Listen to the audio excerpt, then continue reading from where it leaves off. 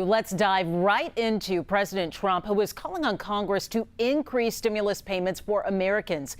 In a video address on Twitter, President Trump said unless Congress makes some significant changes to the stimulus bill, it will be up to the next administration to deliver a COVID relief package. The president called the $600 payments, quote, ridiculously low. He's urging lawmakers to boost them to $2,000. He also said the bill is full of wasteful spending, describing the proposed legislation as a disgrace. It's called the COVID relief bill, but it has almost nothing to do with COVID. This bill contains $85.5 million for assistance to Cambodia, $134 million to Burma, $1.3 billion for Egypt and the Egyptian military, which will go out and buy almost exclusively Russian military equipment.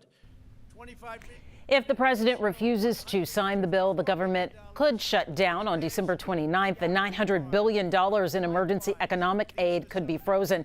And experts say even the race for the 2 Senate seats in Georgia could also be upended. Now, House Speaker Nancy Pelosi responded to the president with a tweet of her own saying, quote, at last, the president has agreed to $2,000. Democrats are ready to bring this to the floor this week by unanimous consent. Let's do it. This is a major developing story that we will continue to monitor. We know just how important these stimulus payments are to you. We'll have more for you both on air and online at KHOU.com.